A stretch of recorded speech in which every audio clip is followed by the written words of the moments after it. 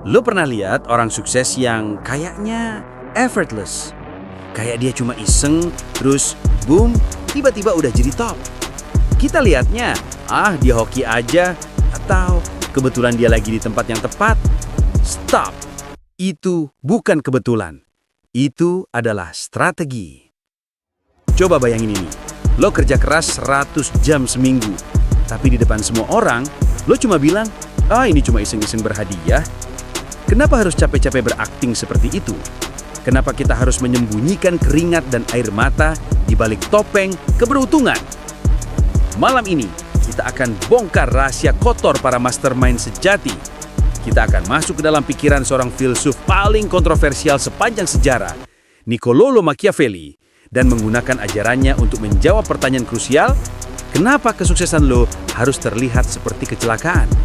Siap untuk bermain game kekuasaan? Jangan kemana-mana. Pilar 1. The Art of Nonchalance atau seni santai. A. Selalu kurangi angka. Lo invest $1 juta, bilang aja main-main $100.000. Lo kerja 80 jam, bilang aja standar 40 jam. B. Jadikan kegagalan terlihat sebagai eksperimen.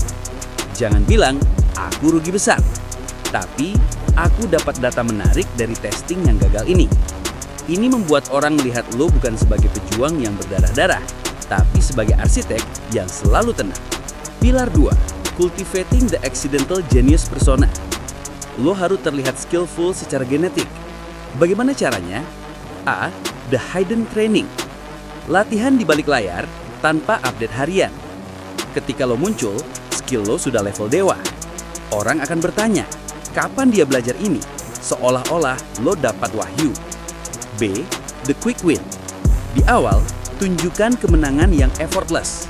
Kemenangan kecil yang cepat seolah-olah lu cuma sentuh lalu meledak. Ini membangun narasi.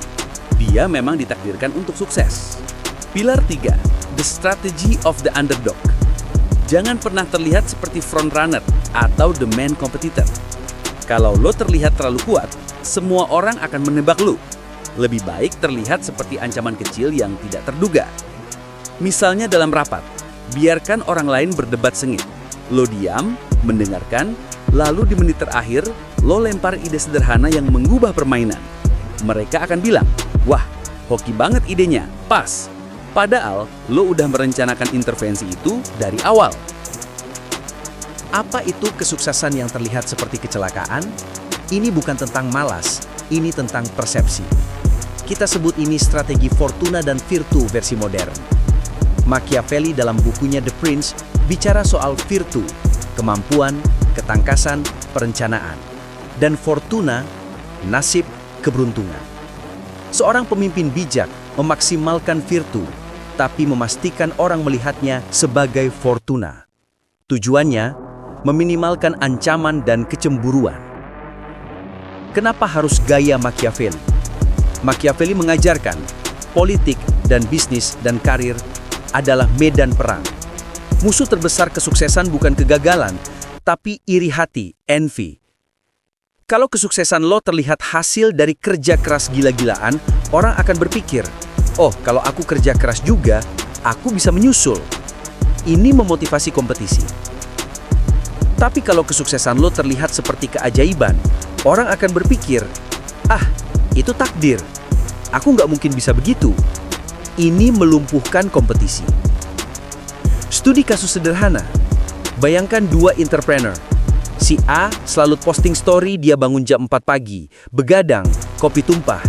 Bilang, kerja keras tidak mengkhianati hasil. Si B cuma muncul tiba-tiba dengan launching produk sukses dan bilang, kebetulan timku hebat aja.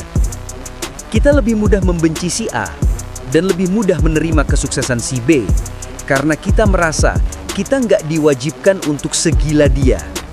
Ini adalah semi meredam ekspektasi dan kecurigaan. Risiko 1. The lack of credibility.